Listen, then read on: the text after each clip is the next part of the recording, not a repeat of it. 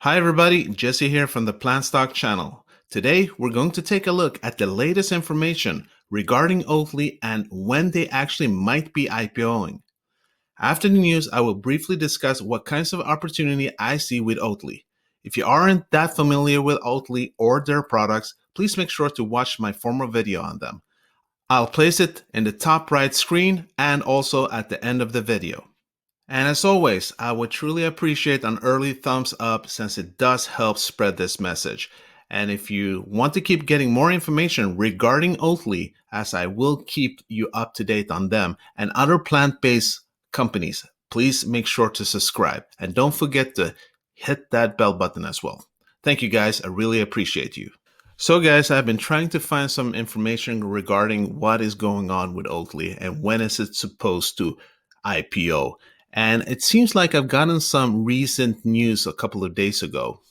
I found an article where a newspaper, Fox Business here, is criticizing Oatly for having one of the worst Super Bowl ads of all time, where they actually spend around $5 million.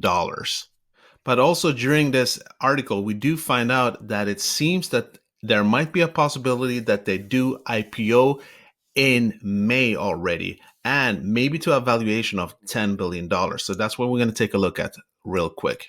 Quote, despite creating a Super Bowl advertisement that has been ripped apart by critics, vegan dairy product maker Oatly's investment may have actually been money well spent. The Sweden-based company is reportedly eyeing a 10 billion valuation for an initial public offering that could come as early as May. That is a far cry from the $2 billion that the Wall Street Journal reported the company was worth back in July. And I first actually found this article or this information in Bloomberg. And this article is also based on the Bloomberg article. Yet, however, for some reason, I can't get back into it because I need to subscribe and actually pay a fee to see the article once again. And I don't think I'm going to do that actually. But as it states, there is still an ongoing discussion regarding the size of the company and the valuation and where it's going to be listed. And it seems that there's been talking about a listing in Hong Kong, but after their commercial in Super Bowl, it seems that the focus now seems to be on the US, right? But apparently to the article, the Oatly spokesperson declined to comment on this. So we don't know for sure. Now, the commercial that they had during Super Bowl was apparently not very popular with a lot of people. During this commercial is the CEO, Tony Peterson, that's playing a keyboard and singing in an oat field. I guess very prompt about the company's milk. Let's have a look at it.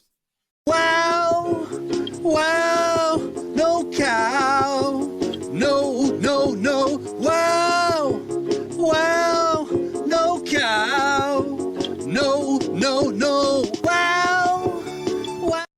Now this commercial, whatever you think about it, did actually cost the company around $5.5 million.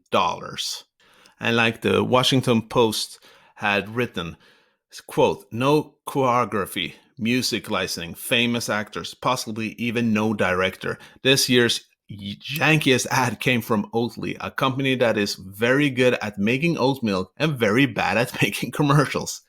And then we had Justin Peters of Slate saying that the ad earned What the Hell Was That award for 2021.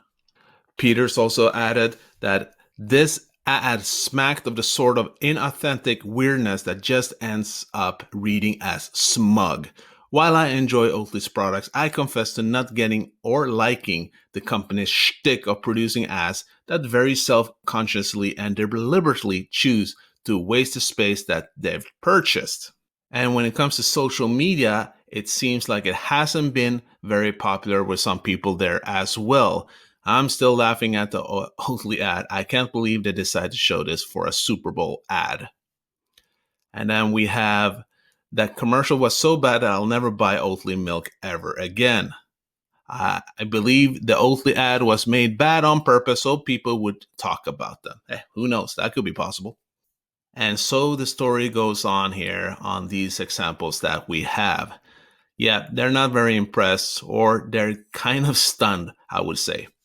And Oatly, who are quite famous for actually using these kind of things to work for them, they actually call this a popular opinion, and they quote capitalized on the moment by selling T-shirts that read, "I totally hated that Oatly commercial."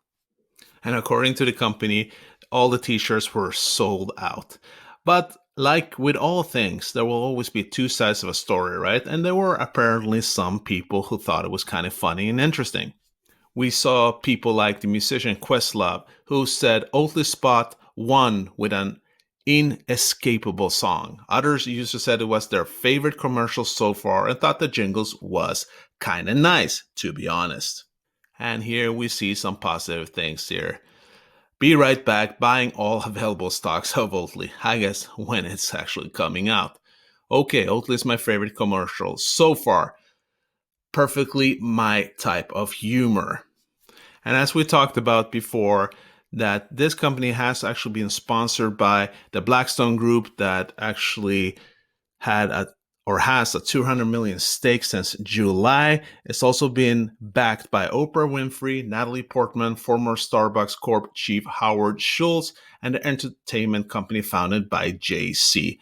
So it is a very popular company no matter what. And as we know, that usually there really isn't any bad press. If you're in the press, you'll become famous in one way or another. So this isn't the first time I've seen anything like this.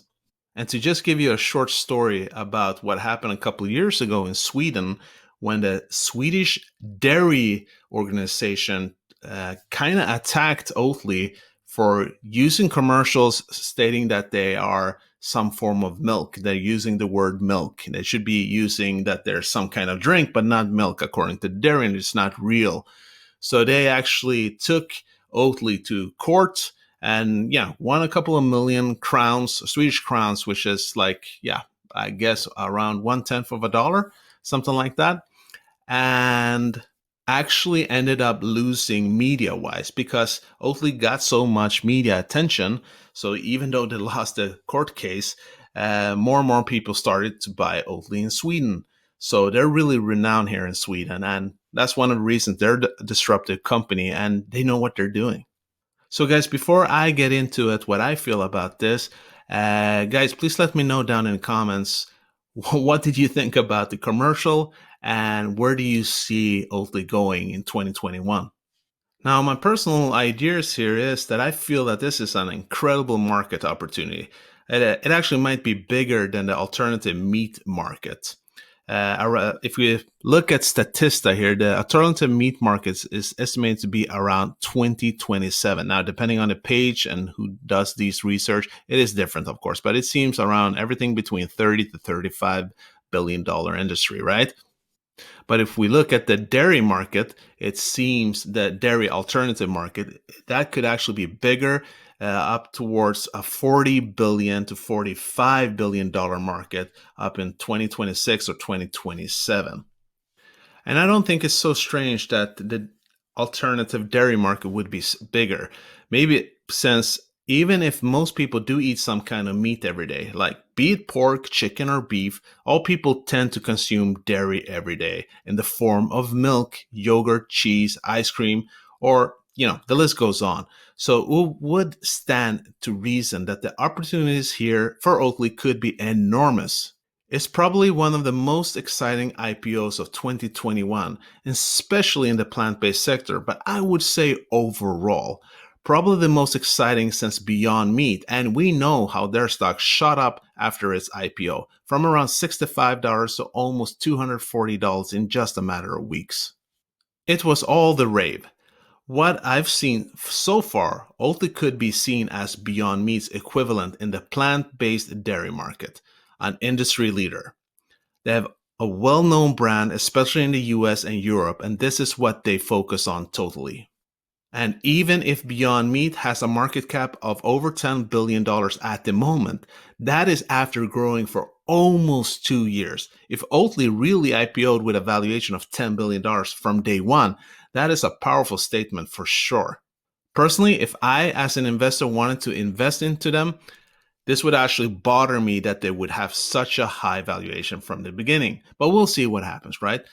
And I guess this actually means that probably this won't be through a SPAC, because I don't think it's that normal that a company gets a $10 billion valuation through a SPAC. I don't think it's unheard of, but I don't think it's, like I said, the normal thing. Folks, I'm really interested to know your opinion on this. Are you excited about this, and what potentials do you see? Please let me know down in the comments. So guys, this was basically it for today. I hope you got some value in today's video. And if you did, please, as always, smash that like button. And if you want to keep getting more information and news regarding Oatly, please let me know down in the comments, like I said before, but also subscribe to the channel. And as always, this is not financial advice. These are just my own thoughts and opinions. It's important to always do your own due diligence and invest safe. Thank you guys. Really appreciate you. Peace out.